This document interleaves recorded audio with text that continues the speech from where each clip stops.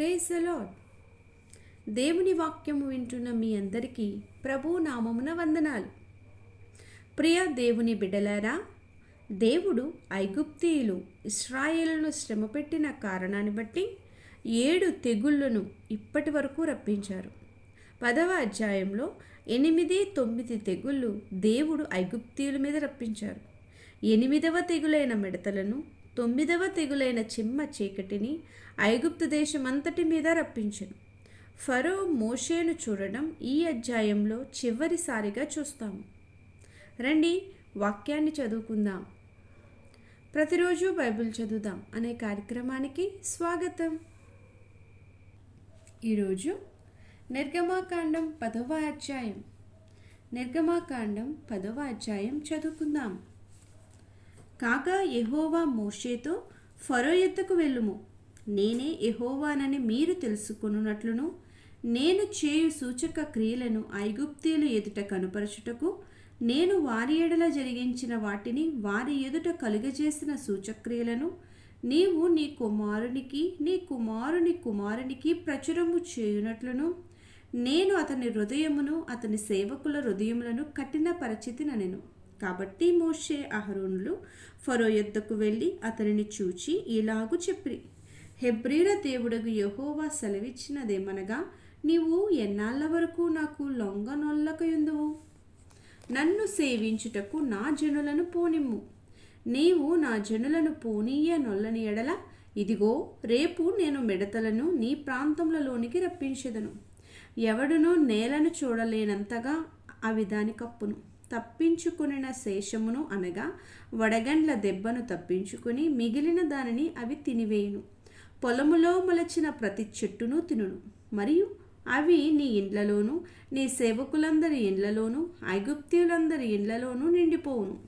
నీ పితరులు గాని నీ పితామహులు గాని ఈ దేశంలో నుండిన నాట నుండి నేటి వరకు అట్టి వాటిని చూడలేదని చెప్పి ఫరో ఎదుట నుండి బయలువెళ్ళెను. అప్పుడు ఫరో సేవకులు అతని చూచి, ఎన్నాళ్ళ వరకు వీడు మనకు ఉరిగా ఉండును? తమ దేవుడైన యెహోవాను సేవించుటకు ఈ మనుషులను పోనిమ్ము. ఐగుప్తు దేశము నశించినదని నీకింకనూ తెలియదా అనిరి. మోషే అహరోనులు ఫరో యొద్దకు మరల రప్పింపబడగా అతడు, మీరు వెళ్ళి మీ దేవుడైన యెహోవాను సేవించుడి, అందుకు ఎవరెవరు వెళ్ళుదురని వారిని అడిగాను. అందుకు మోషే, మేము యెహోవాకు పండుగ ఆచరింపవలెను గనుక మా కుమారులను మా కుమార్తెలను మా మందలను మా పశువులను వెంటబెట్టుకుని మా పిన్న పెద్దలతో కూడా వెళ్ళదమనను. అందుకతడు, యెహోవా మీకు తోడయుండునా? నేను మిమ్మును మీ పిల్లలను పోనిచ్చెదనా? ఇదిగో మీరు దురాలోచన గలవారు పురుషులైనా మీరు మాత్రము వెళ్ళి యెహోవాను సేవించుడి, మీరు కోరినది అదే కదా అని వారితో అనగా, ఫరో సముఖము నుండి వారు వెళ్ళగొట్టబడిరి. అప్పుడు యెహోవా మోషేతో, మిడతలు వచ్చినట్లు ఐగుప్తు దేశం మీద నీ చెయ్యి చాపుము. అవి ఐగుప్తు దేశం మీదికి వచ్చి ఈ దేశపు పైరులన్నింటినీ అనగా వడగండ్లు పాడు చేయని వాటనన్నిటినీ తినివేయునని చెప్పెను. మోషే ఐగుప్తు దేశం మీద తన కర్రను చాపగా యెహోవా ఆ పగలంతయు ఆ రాత్రి అంతయు ఆ దేశం మీద తూర్పు గాలిని విసరజేసెను. ఉదయమందు ఆ తూర్పు గాలికి మిడతలు వచ్చెను. ఆ మిడతలు ఐగుప్తు దేశం అంతటి మీదికి వచ్చి ఐగుప్తు సమస్త ప్రాంతములలో నిలిచెను. అవి మిక్కిలి బాధకరమైనవి. అంతకు మునుపు అట్టి మిడతలు ఎప్పుడునూ ఉండలేదు. తరువాత అట్టివి ఉండబోవు. అవి నేలంతయు కప్పెను. ఆ దేశమున చీకటి కమ్మెను. ఆ దేశపు కూరగాయలన్నిటినీ ఆ వడగండ్లు పాడు చేయని వృక్ష ఫలములన్నింటినీ అవి తినివేస్తను. ఐగుప్తు దేశం అంతటా చెట్లే గాని పొలముల కూరయే గాని పచ్చనిదేదియూ మిగిలి ఉండలేదు. కాబట్టి ఫరో మోషే అహరోనులను త్వరగా పిలిపించి, నేను మీ దేవుడైన యెహోవా ఎడలను మీ ఎడలను పాపము చేసితిని. మీరు దయచేసి ఈసారి మాత్రమే నా పాపము క్షమించి నా మీద నుండి ఈ చావు మాత్రము తొలగించుమని మీ దేవుడైన యెహోవాను వేడుకొనుడనగా, అతడు ఫరో యొద్ద నుండి బయలువెళ్ళి యెహోవాను వేడుకొనెను. అప్పుడు యెహోవా గాలిని త్రిప్పి మహాబలమైన పడమటి గాలిని విసరజేయగా అది ఆ మిడతలను కొంచుపోయి ఎర్ర సముద్రంలో పడవేసెను. ఐగుప్తు సమస్త ప్రాంతములలో ఒక్క మిడతైనను నిలవలేదు. అయినను యెహోవా ఫరో హృదయమును కఠినపరచెను. అతడు ఇశ్రాయేలును పోనీయడాయను. అందుకు యెహోవా మోషేతో, ఆకాశం వైపు నీ చెయ్యి చాపుము, ఐగుప్తు దేశం మీద చీకటి చేతికి తెలియనంత చిక్కని చీకటి కమ్ముననెను. మోషే ఆకాశం వైపు తన చెయ్యి ఎత్తినప్పుడు ఐగుప్తు దేశం అంతయు 3 దినములు గాఢాంధకారమాయెను. 3 దినములు ఒకరినొకడు కనుగొనలేదు. ఎవడునూ తానున్న చోట నుండి లేవలేకపోయెను. అయినను ఇశ్రాయేలులకందరికీ వారి నివాసములలో వెలుగుండెను.